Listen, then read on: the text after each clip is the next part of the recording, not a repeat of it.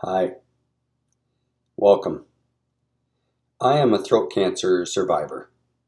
I had 33 radiation treatments and 2 chemo sessions with cisplatin. So I know what you're going through, or what you're about to go through, or what you've been through, okay? My throat has been a war zone just like yours. This is going to be about swallowing, especially liquids. How to swallow, and some tips that I've learned along the way and I've learned from therapists. Okay, so we're going to talk about swallowing liquids. And the first thing to understand is if you take a drink of something and then you cough like that, which probably happens frequently now, right? If that happens, that's what's happening is called aspiration. And that means you have your throat and you have your epiglottis, the little flap that goes back and forth, that the liquid either goes into your stomach where you want it to, or it's this way and it goes into your lungs, okay? So it goes back and forth. During radiation, that thing and everything surrounding it got nuked, right? It got hammered. So what happens is it makes it more difficult to swallow.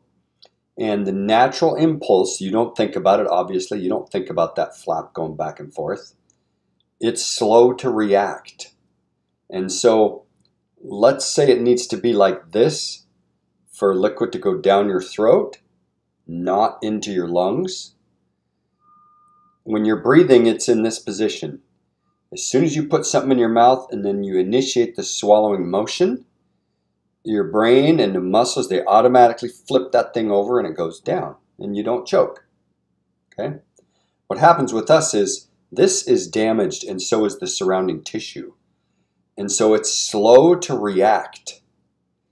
And that means maybe you take a bite of food and it's fine because more solid foods take longer to get right from the back of your throat right when you swallow to this point.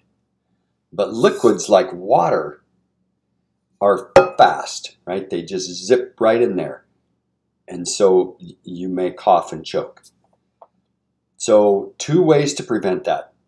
And aspiration, I should say, why is that a big deal? You just cough a few times, big deal. As we get older, that is a big deal. Because aspiration means we've taken in some of that liquid, no matter what it is, and we've sucked it into our lungs. And now we're coughing to get it back out. In that liquid, in food or whatever, is bacteria, naturally occurring bacteria that if it goes down our throat, no big deal. But if it gets in our lungs, as we're older and our immune systems are down, we get sick. You can get pneumonia and things like that. Now, I'm not saying you're going to get pneumonia just from one little drink of water, but you do not want that, okay? You don't want that coughing, that aspiration, okay? So the first thing you can do is when you take a drink, is to take a drink, pause a second, and then swallow. You're like consciously swallowing. So you're just slowing down. The difference is, I'll show you the fast way. You just tilt it back and start chugging. Okay, like that's a little more likely. Or you just take a drink, hold it, and swallow. Boom. Little change, but it might help you. But here's the biggie, is the position of your head. I'll turn sideways here a little bit. The position of your head. So you remember back in school we used to take those CPR classes, and they talked about if someone was laying on the ground and you needed to give them mouth to mouth, or we needed to open their airway. Remember what you had to do? We were taught to lift the neck so that the head was up like this, laying on your back, to open the airway. Well, that works too when we're standing upright and we're drinking. If we hold our head like this and then tip back to drink, that's straining and doing everything it can to open that airway into your lungs, which is not what you want when you're trying to drink. Okay? So what does that matter? What that means is tuck your chin a little bit. be conscious of keeping your chin down.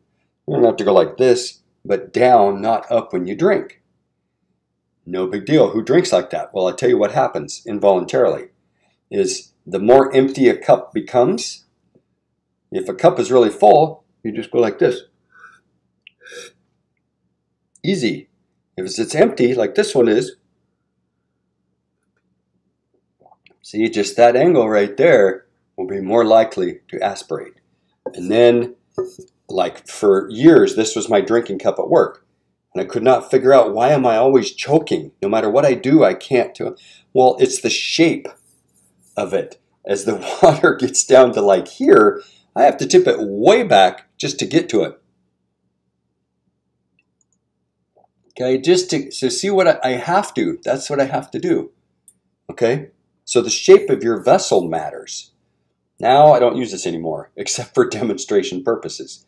But if I had to use something or be aware, to keep it flat, liquid in my mouth, then swallow. Not tipped back, drinking while my head is back. Small little things that can make our life easier. And I know you're suffering as a throat cancer patient right now. I've been there. Little things like this can make all the difference in the world. Okay? I love you guys. You're warriors. Keep at it. I'll talk to you soon.